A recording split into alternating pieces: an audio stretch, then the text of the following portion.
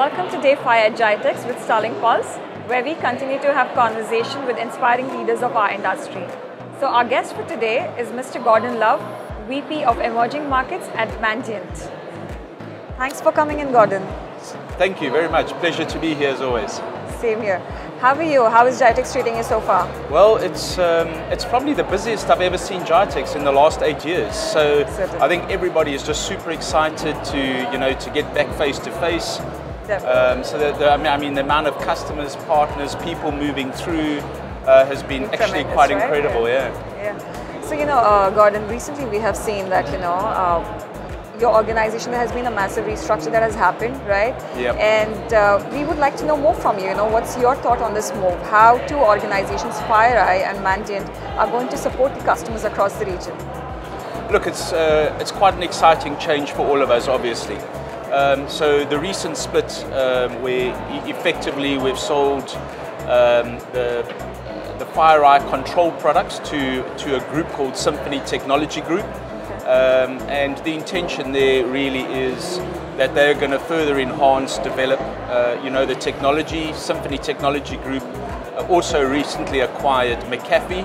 So I expect in the future of FireEye that we'll see much more R&D development into the technology, and eventually a merger of the FireEye and the McAfee technology and product suite.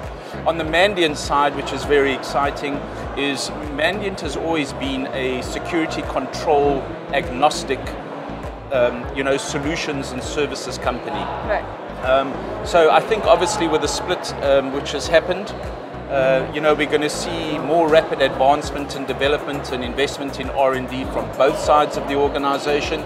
I think what's very important for the customers across the region is there's still a close relationship between FireEye and Mandiant. Yeah. There's a 3-year strategic agreement in place around obviously information sharing, intel sharing. It's almost like a brother and sister that have grown up together in a family, and then they both go off to university, but they will always ultimately still remain connected. So, we want to assure customers our priority is really to continue and ensure that, existing contracts are honored, and that they get the right level of support and service as they've been used to. Nice. That was very interesting to know that. And the way you put that brother and sister combination, it was really fantastic. So, Gordon, tell us more about, we know that Mandiant is a cybersecurity veteran, right? So I'd like you to share your insights on how, what are the recent cyber threats that you see for the Middle East, and how can Mandiant help the customers protect? Sure.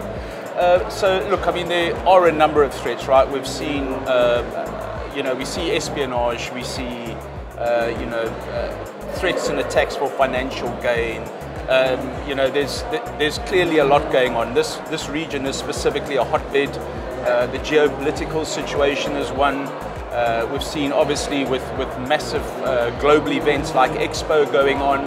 So when there's natural disasters or global sporting events, there's always a massive increase in activity. Right. I think one of the most recent ones, which is most important, is we've seen a massive shift from ransomware to multifaceted extortion. Yes. So, ransomware, when it was purely lockout, financial gain, the multifaceted extortion now is still after the financial gain, after, critical information, confidential information, potentially looking to embarrass, companies publicly, stealing obviously of sensitive information and data. So that trend has moved quite significantly, and we expect to see that continue. So what we're advising customers, and trying to help customers with is, a ransomware assessment opportunity. So in the event of an attack, how prepared are the company from a people, process and technology perspective? We're also clearly helping and advising companies, in order to prevent it, you need intel from the front line. As these threats are evolving and these threat actors are getting better, that is happening in real time. So is the intel that you have as an organization up to date in the real moment? So taking that intel, understanding your complete attack surface, how your organization is exposed, running the intel almost in a validation mode, against your attack surface and being able to identify, if I was concerned about ransomware ABC, exactly where it would be able to penetrate and expose my organization. So it's a complete service around there that we're trying to help and guide customers through. Wonderful. So Gordon, on that note, I'd like to ask, what would be your advice to the organizations, right? When it comes to bridging the gap between the C-level, like the executives and the CISOs? Yeah, it's an interesting question. For many years as cybersecurity professionals, there's been this argument: does the CISO, does cyber, deserve a seat at the table? Right. Thankfully, over the last couple of years, with I think the volume and the severity of the number of global attacks that we've seen, CISO is very much part of that C-suite conversation right now. A lot of questions we get asked, when I speak to CISOs as well, is the most common theme: if there's a global attack or something in the media, the first phone call typically a CISO gets from either the chief of risk or the CEO or the CFO is, I've seen this in the media, are we exposed to the same risk? And that's a very tough decision and question for the CISO to be able to answer. So bridging that gap really is around language. It's clearly not about technology, but it's about the CISO's ability to articulate business risk to the board, to understand what exposure we have as an organization, how we mitigate it. Am I getting return on my security investment? So those are the conversations which are now happening, and there are a number of ways that we are trying to assist CISOs to have those conversations. Immediate visibility of what they are not exposed to, actually validating what their current position is, and then helping them identify what controls in their current deployment are working and not working, and that gives them the ability to either redeploy funds or to say, I'm not spending X million on renewal because that piece of technology is actually not doing what it's doing. So there's those type of return on security investment, and can you quantify business risk? Right. So Gordon, you have a decade of experience when it comes to the leadership, right? So one question on the leadership side, right? So they say that selling is an art or science, right? But what is important also, we also know that discipline is the key to the success. So tell us more around this piece of information. Look, there's got to be a base. There's got to be a foundation. There's got to be a structure. So there's got to be a vision. That vision has to be supported by a strategy. That strategy needs to be, is made up of different elements and key pillars of execution, and then those little bits of execution are supported by underlying metrics. So there's got to be the bigger picture. So you start the vision, then you put in the strategy, the execution, and the metrics. So to give you an example, if you break it down, one of those elements of execution is, let's call it go-to-market.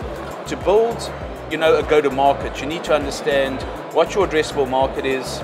You need to understand your resource pool, what your strategy by territory, by country, by vertical is, align the resources behind it, and then you've got to put in place a plan to execute.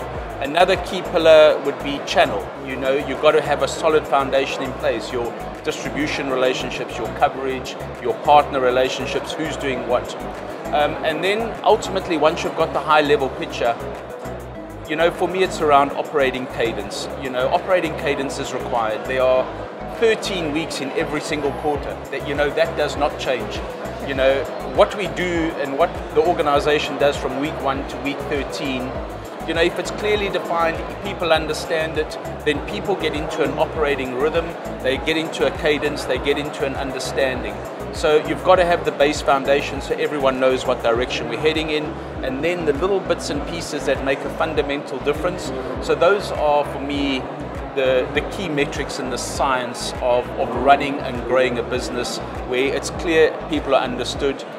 Clearly the art of it is around motivation, it's around inspiration, it's about people's why. It's not just about a sale, it's about, what are we doing? So if people get emotionally connected to, the why of what we're doing, and then we have the structure and support to help them along the way in terms of what good looks like. for me, that is the blend required.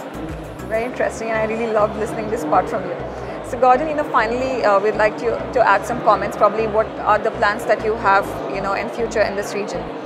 So, obviously with the impending split, it's created a massive opportunity for both Mandiant and and the FireEye business.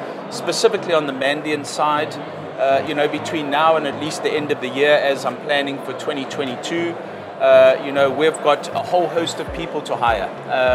So we're on a big drive right now. We've got big market opportunity. The market opportunity for Mandiant globally is around $130 billion. It's very exciting for us because our ecosystem has fundamentally changed. We're speaking to a lot of new partners, a lot of new types of customers of managed service providers, because Mandiant is a security control agnostic vendor.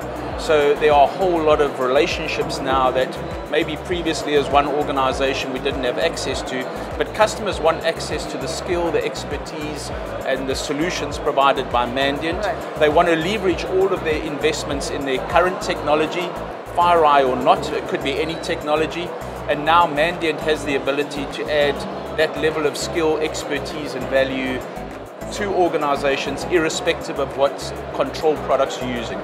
So that's what we're most excited about. Thank you so much, Gordon, for coming in, and it was indeed our pleasure to have you here and a very interesting conversation we had. Great, thank you so much for having me. With me was Gordon Love, VP of Emerging Markets at Mandiant. With that being said, we wrap up the conversation at StarLink Pulse. Thank you.